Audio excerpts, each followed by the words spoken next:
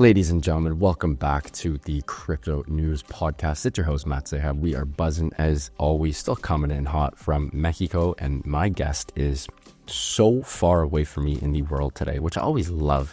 And it's super wild. When I'm recording, it's 9 in the morning. For him, it's 9 at night. Might even be 10 at night. He's coming in hot from Singapore, and their company is absolutely blowing up right now for good reason. We have the one and only Brandon Go on the show today, co-founder and CEO of Treehouse Labs, the parent company of TRHX and Treehouse. The firm builds infrastructure, data, and standards to enable confident and informed investments in digital assets. Before founding Treehouse, he held fixed income roles at Morgan Stanley and Wells Fargo Securities, focusing on credit derivatives and asset-backed securities. Good old TradFi, baby.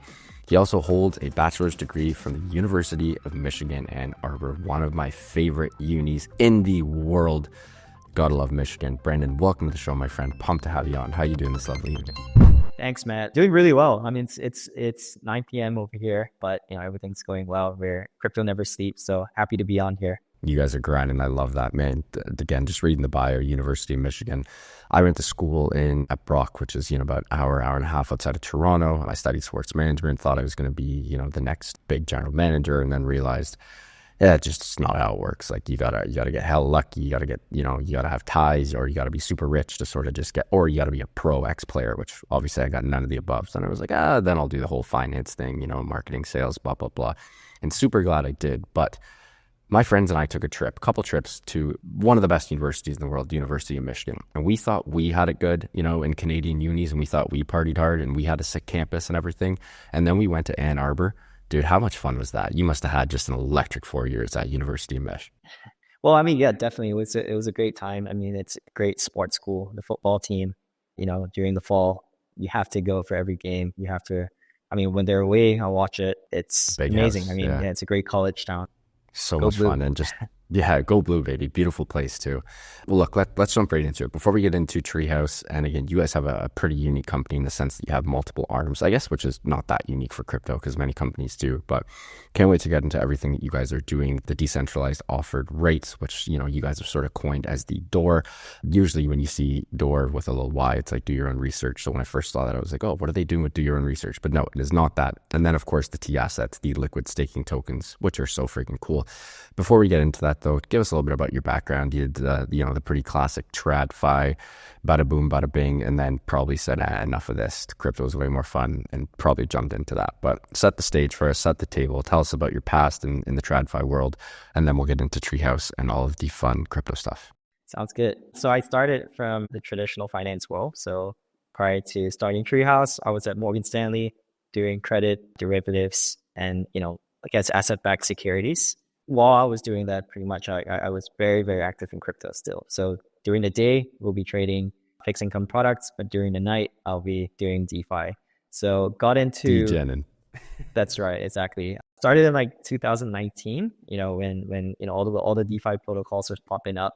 And we had a little crew, like a crew on the trading floor that would just be super degenerate. We'll be doing a bunch of plays together.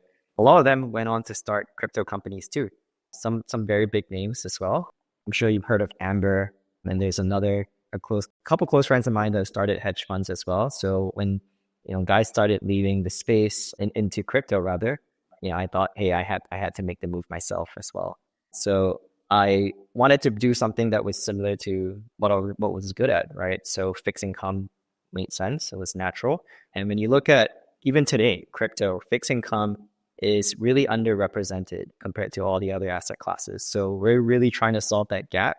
And yeah, I've been working on it for the past 4.5 years, bringing Treehouse to life. That's crazy. I think a good place to start would be the fixed income market as a whole, because it's a term that gets thrown around all the time.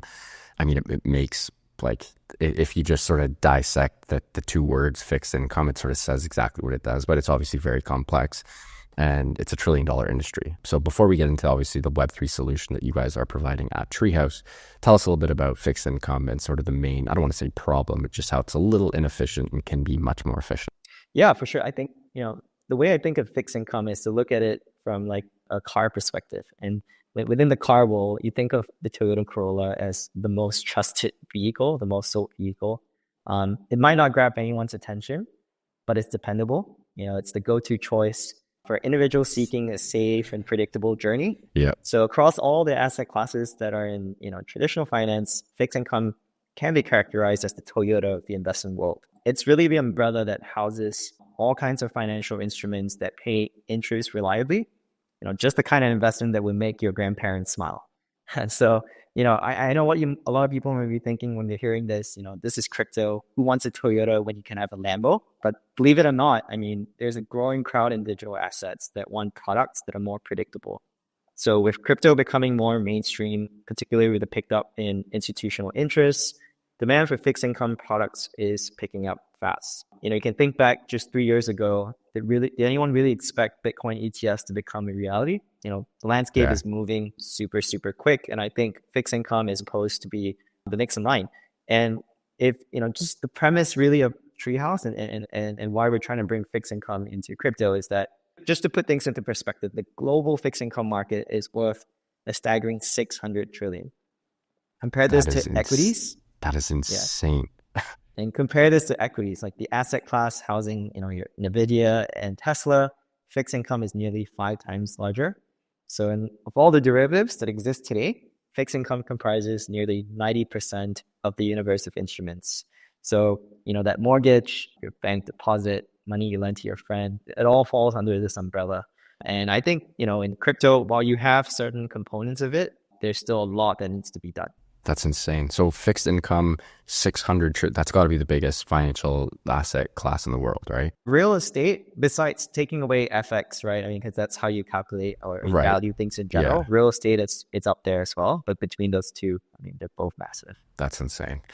Okay, and let's just do classic, whiteboard chalk talk here, the solutions and the problems. We'll start with the problems. Like what were some of the deficiencies perhaps that you saw in the TradFi fixed income market, and segue that into, I guess, right into Treehouse and what you guys are doing to just make this way more efficient, way more easy, way more accessible, way more decentralized? Yeah, well, that's a great question. I think, there are a lot of issues that center around, fixed income and traditional finance, but I guess the question that we're actually trying to solve at Treehouse, it's not so much we're trying to solve those issues. It's actually to bring infrastructure that can, expand fixed income products into crypto.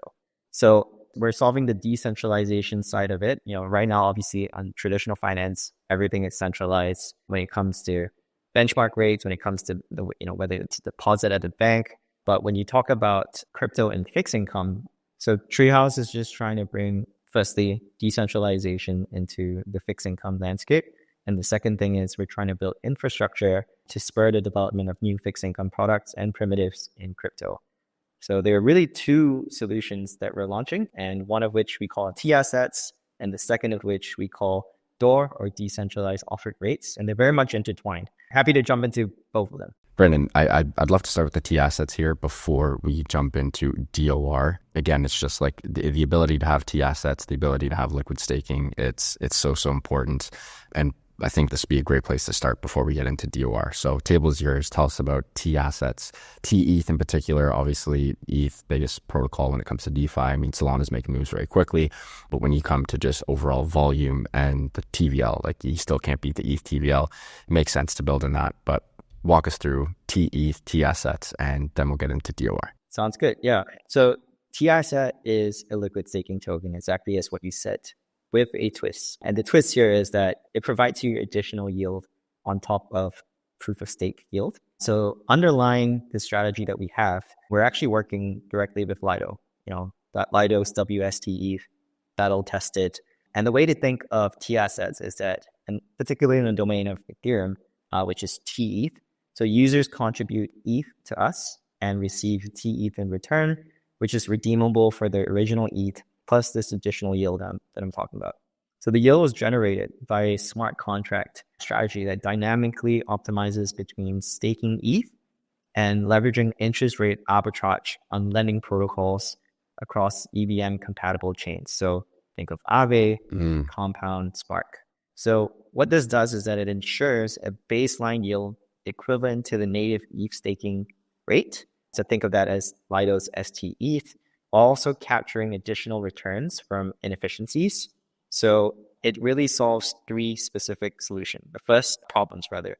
The first thing is that it democratized access to this strategy, so users can earn this additional arbitrage yield. The second thing is that tAsset keeps the market efficient. It aims to unify fragmented interest rates market. So when you think about, DeFi protocols, borrowing lending rates are all over the place, right? You'll see Aave giving a certain yield for the same asset, and then obviously Compound Spark can be widely different.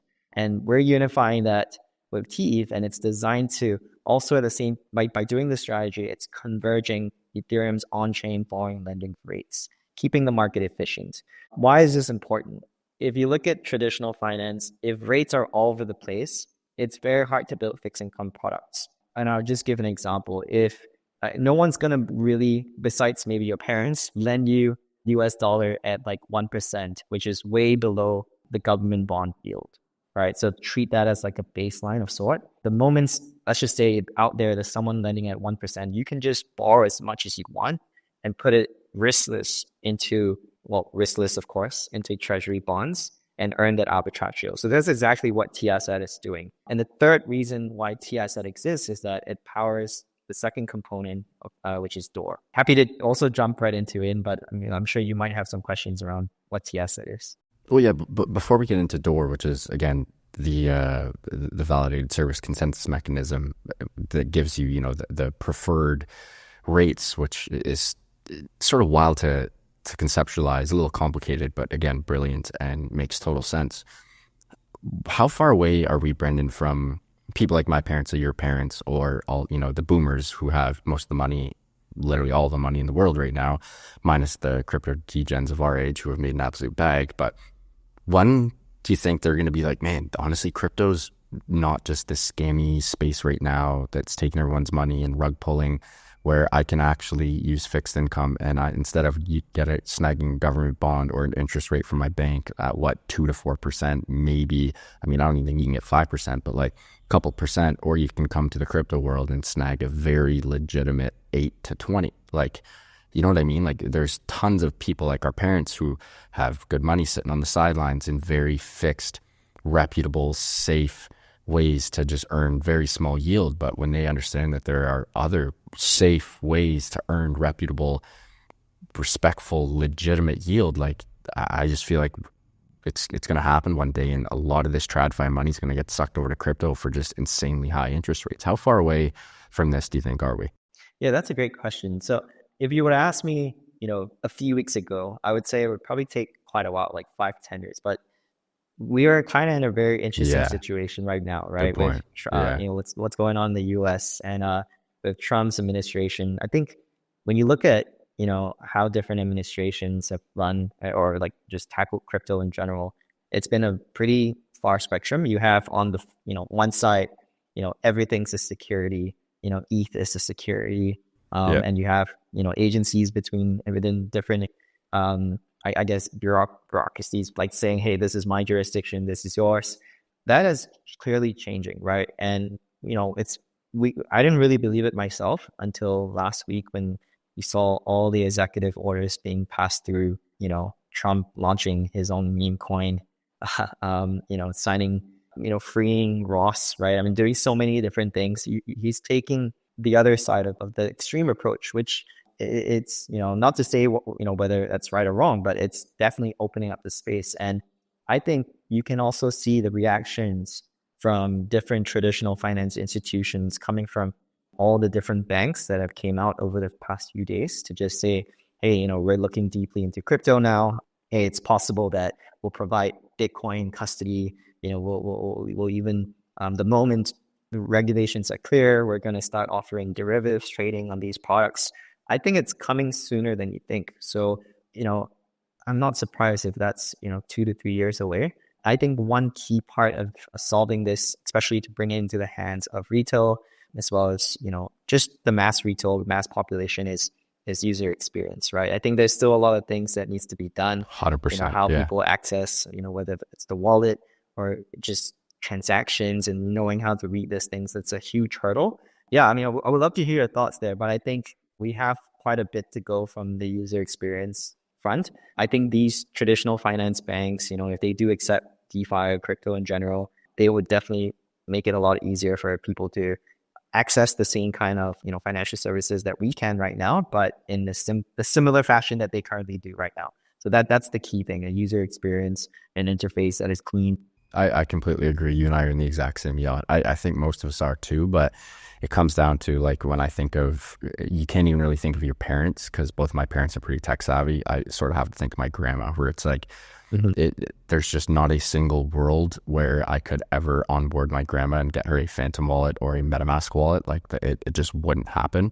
Her using, a Canadian, I'm Canadian, her using a Canadian bank account that offered liquid staking services or just, staking services to grab a higher yield than the traditional bonds or interest rates, that could work. So I think until the big banks, and every country sort of has a monopoly of banks, especially Canada, where there's really, 99% of the population uses 5 of them. But with that being said, unless the banks really integrate these services to just fortify your point, I don't see a world where the boomers and the masses really get on board under the sort of current user experience. It's just way too much of a shit show. I mean, heck, I've onboarded dozens and dozens of friends and people in my network to the space, and it's not easy for super tech savvy people like us. So how could the people with the money, i.e. the boomers, want to do this? It's just not worth it for them. So that's, you sort of have to do the whole Steve Jobs iPhone moment where you have to make it so friggin' easy and so seamless and simple. Otherwise, it's just not going to happen. So I think that's going to happen sooner rather than later. I think last week, I forget the name of the bill, but even Trump gassed that bill that said like the banks couldn't and now can self-custody digital assets, for their clients. So I think it's just going to start. But then the question comes down to like, okay, well, if you're going to have hundreds of billions, if not trillions of dollars off chain on these banks, and they're offering, let's just say 3% for the sake of ease, why would they want to start giving 10%? Like, it's not like more money is going to come in. Maybe I'm wrong there. Maybe I'm not seeing the picture clear enough or wide enough. But you know what I mean by that? Where it's like, if it ain't broke, don't fix it. For them, it ain't broke. It's still working. So why would they ever give 10? That's sort of how I see it, Yeah, that makes sense. I mean, I think, I guess there is going to be someone out there that, wants to compete with the establishment. Yes. And that's probably going to drive them to start acting, really. 100%. Otherwise, you're exactly right. They're very comfortable where things are. Yeah. But things need to change. And I think, the new administration is really pushing hard on this. I agree. Brendan, you're on a roll here. We do need to give a huge and quick shout out to our sponsor of the show, PrimeXBT. And when we get back, we are going to continue buzzing and we're going to get right into DORs, the decentralized offered rates. Until then, huge shout out to PrimeXBT, longtime friends and longtime sponsors of the Crypto News Podcast. We love these guys and gals as they offer a robust trading system for both beginners and professional traders. It doesn't matter if you're a rookie or a vet. You can easily design and customize your layouts and widgets to best fit your trading style. PrimeXBT is also running an exclusive promo for listeners of the Crypto News Podcast. Use the promo code CryptoNews50. That is CryptoNews50, all one word, to receive 50% of your deposit credited to your trading account. Again, that is CryptoNews50, all one word, to receive 50% of your deposit credited to your trading account. And now back to the show with Brendan. Let's jump right into it. DORs, I did a little bit of research on this. I think you're episode number 410, and I've still never heard of this term in crypto, which is wild. And that's on me. I got to be more switched on. The cap's on me there. That's totally my bad. But when I was doing research, the sort of best term that I came up with, and I'm going to throw this over to you, but a DOR is an actively validated service consensus mechanism introduced to establish accurate reference rates, enabling a wide range of fixed income products in the digital asset space. A lot of big jargon, a lot of big words in there. If I read that to my parents, they'd be like, what the hell is going on? My parents are smart cookies. Explain that to me like I'm 5 years old and tell me why it's so powerful, why it's so useful, and why it really has a chance at really going mega mainstream in crypto. Yeah, for sure. No, I mean, it's no one to blame here. DOR is a very, very new concept that, we started through us, right? We innovated this, we created this concept, went out publicly in September of last year. In fact, only recently, DeFi Llama just recognized our protocol as a new concept, and it's under its own tag called DOR, D-O-R. So, and that only happened like a week and a half ago when we looked up, and they actually moved us from, previously they had us tagged as liquid staking. Now we're in our own complete category. That's awesome. Yeah, I mean, and you got it exactly right in terms of like how you understand what DOR is. But let me just try to explain it in a simpler fashion and to provide some context behind how this idea came about. So Door, a few years ago, when I was leaving Morgan Stanley, I actually have a couple friends already in the crypto world, and I went to some senior guys at Chainlink, and I asked them, hey, is there a way that we can work together to power a decentralized benchmark rate? Because, a lot of fixed income in general in traditional finance, in fact, all of it requires a benchmark rate for it to exist. So they were pretty excited. We had a few discussions, got to the details, and we realized, okay, if we were to work at Chainlink, the model would completely change. Using the Oracle mechanisms of Chainlink, we would have to tweak it quite significantly. So Ben Chan, head of engineering at Chainlink, was a close friend, as came over. We hung out, we sat down, and he said, hey, why don't you guys just try it yourself? And I'm happy to come on as a strategic advisor. I went over to BAN protocol, which, if you recall back in the day, it's an OG protocol, one of the earliest Oracle mechanisms as well. One of the co-founders went to University of Meade at Michigan. So I asked him the same questions, got the same response, and he came on as well to help, in conceptualizing this idea. And really, the best way to explain DOR, decentralized offer rate, is to look at it from a traditional finance perspective and then trying to piece it back into crypto. So let's take a history lesson, a history class. Let's go back to the 1980s. In the 1980s, the fixed income market was big, but it wasn't that big. It's clearly certainly not the size that it is today, where it's 5 times larger than equities. I think it was more comparable in size at that point in time. In terms of product, you can get like a mortgage, you can get a loan. But when you go to different banks for, say, a mortgage, I go to Citibank and I get a mortgage, they'll give me a term sheet, and the term sheet would have a reference rate on it. And most of the time, it was a unique reference rate that was built by that bank and for that bank. So it could say something like the Citibank prime rate. If you go to Bank of America, it would be like the Bank of America reference rate. Yeah. And the issue then is that because of how fragmented all these benchmark rates were, it was very hard for people to recycle risk, right? So liquidity was often stuck within a bank. So if I get a mortgage or bank, they would have to hold that mortgage throughout the life of say if it's a 30-year term, they would hold it all the way. That all changed in 1981 when LIBOR was born. So LIBOR stands for London Interbank Offered Rate. And when LIBOR was born, it basically changed the whole game of fixed income, because LIBOR essentially unified all the different benchmarks where banks were coming together and saying, hey, instead of using independent benchmark rates, we will use this one reference rate that everyone could trust and everyone can come together to use. And from then on, the next year, interest rate swaps were developed. It didn't exist before that. A few years later, mortgage-backed securities were developed. A bunch of new products started developing in the fixed income world, and you could just see a hockey puck in terms of fixed income volumes and contract size just developing into the size that it is today.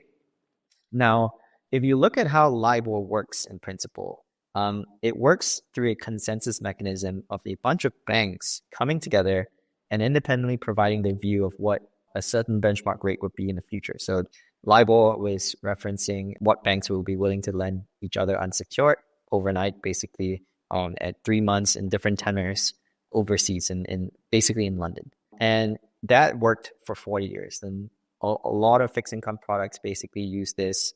But over the years, people realized that banks were actually manipulating and colluding, Of course, to just favor their trading P&L, right? And that was found out in later in 2010s, and a lot of banks got fined. And the issue there was that banks were providing their view, but they didn't have to show it, they didn't have to prove anything, and even if they lied about it, they wouldn't get slashed.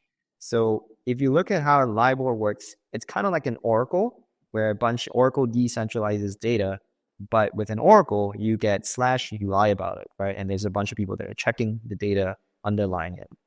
So with LIBOR, it turned out to be a terrible system, but we used it to price everything for 40, 50 years. And it was recently replaced with a new benchmark called SOFR, SOFR. Now, SOFR came out 2 years ago officially when the market adopted it. And SOFR is a different type of benchmark where it was it's a very centralized model where data is taken from basically one exchange when you're building a term structure, so a benchmark rate on it. And essentially it's, a lot of the issue underlying it is that it's extremely centralized. Now, bringing all this back, all this history back into crypto, when you look at Ethereum is an extremely decentralized world, right? It's a decentralized economy. And if you want to build a benchmark rate, there are people that are building benchmark rates out there right now. There are organizations that are doing it. The issue, however, is that all of them are mainly centralized. So our view is that if you're building a benchmark rate in crypto, you should build a decentralized benchmark rate. So DOR, in short, is a decentralized benchmark rate. And in principle, it looks very similar to LIBOR, certain aspects of it, plus SOFR, built in the form of an oracle, which adds in, simple blockchain principles of staking and smashing to solve the problem of, people lying, people colluding. And we've also introduced new stakeholders that work together to power this new economy of incentives, such that new benchmark rates can exist in a very simple framework format to allow benchmark rates to exist and new primitives to then exist in crypto at the same time. So our view is that benchmark rates need to exist in crypto if we want to have a fixed income space, like a very vibrant fixed income space. And that's exactly what we're trying to solve. We're like the framework, the layer underneath to power all these new instruments that don't exist yet, that we believe will start coming out very soon. I love that. Walk me through the usability, the functionality, how someone can use the platform here. Again, you guys got a bunch of different products, services that you offer. If I want to get involved with Treehouse, walk me through the workflow. How do I get up and running? How do I get dancing? Yeah, for sure. There are two products, right? So there's tAssets as well as DOR. Now, DOR is similar to an oracle, right? I mean, everybody knows Chainlink, but it's mostly protocols and institutions that are using the oracle underlying it. And it's harder for a retail to get involved, to go down to the data. There's obviously a lot of savvy people that go and look at oracles and the data underlying it, but it's harder for the mass retail to get in. So I think it's a similar structure for DOR, where if you want to get involved, it's mainly protocols that we are partnering with. We're talking to a bunch of market makers. We're talking to a bunch of staking houses. We've signed on 15 of them already, some of the biggest names that collectively hold majority of the staking power in Ethereum. But anyone can get involved would be on the tAsset side. So tAsset is our way for users to say, hey, while I may not, get involved in this DOR side, and it's a very institutional product, there is a way that you can participate. And by holding tAssets, essentially you can take your ETH. We're starting with just ETH. We're going to have multiple tAssets. Users can deposit their ETH, receive a receipt token, and now all of a sudden they're earning this proof of stake yield plus this arbitrage yield, and they're also powering DOR. So how does this kind of intertwine? As I mentioned earlier, there are 5 main roles and actors, stakeholders that power DOR. One of them is delegation. So you can use your tAsset to delegate into specific panelists as well as operators of DOR and earn an incentive payout essentially for doing this work and by powering the crypto economic security of the DOR system. So again, just to summarize, users can get involved through tAssets and they get access to 3 things. One is, again, democratized access to interest rate arbitrage, this additional yield that is just freely sitting there.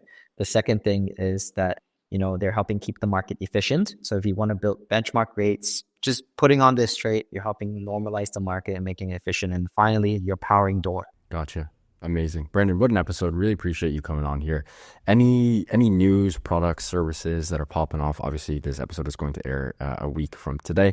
It will be going live on Monday, February 3rd. But anything popping off over the next couple weeks, months that you want to give us some alpha on, give us some news, some breaking news before we let you go here?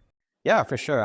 I can't name the exact protocols, but we're going to be on some of the biggest protocols shortly. It comes to borrowing lending, as well as, I guess, pricing points, if you want to call it that. Now, on the DOR side, within the month of February, we're working on a project which we call Project Bamboo. And we're working with some of the biggest market makers in the space, some of the biggest hedge funds in the space. And our goal is to power the first ever fork market on Ethereum staking rate. Wow. The goal for us is to hit 1 billion in trading volumes. And we've been working on it for the past few months. We're on track. A lot of institutions are getting involved. they're looking at Door. They're essentially using Door as a reference rate to power this forward instrument, which would be one of the first of its kind ever in crypto. And it's an extremely important product because it can set the stage. Basically, Forward sets the stage for a lot of other products in fixed income. So we're very excited for that. And, stay tuned. We'll love to announce that hopefully very soon. I love that. Really appreciate you coming on here. Before we let you go, can you please let our listeners know where they can find you personally and, of course, Treehouse online and on socials? Yeah, for sure. So to access Treehouse, you can get on our website. That's treehouse.finance, to spell TREEHOUSE.finance or .fi. You can find me on Twitter. I go by the name, I'm not sure if my name pops up on here, but it's My2Gweis, so MYTWOGWEIS. You can find me on Twitter /X. What's behind that? What's the So I used to write a lot. I mean, just in general, I love to write, and specifically related to financial markets and financial commentary. So I used to call commentary that I write to send out to all my clients at Morgan Stanley just my 2 cents. And when I got into crypto, Gweis, it's like the equivalent of a cent. So I picked up that name as My2Gweis. I love it. That is incredible. Folks, what an episode with Brendan Go, co-founder and CEO of Treehouse Labs. They are doing and working on some incredible stuff here. And what an episode with Brendan. We touched a little bit of everything. We obviously did a deep dive of Treehouse, the fixed income market, tAssets and tETH. Decentralized offered rates, also known as Door. He gave us a little bit of secret sauce on Project Bamboo, the history of benchmarking interest rates, and capturing returns from market inefficiencies. Huge shout out to Brendan and the team for making this happen. If you guys enjoyed this one, I hope you did. Please do subscribe. It would mean the world to my team and I. Speaking of the team, love you guys. Thank you so much for everything. And back to listeners, keep on growing those bags and keep on staying healthy, wealthy, and happy. Don't forget to touch some grass. And as always, thanks for tuning in. We will see you on the next one. Love you guys. Ciao.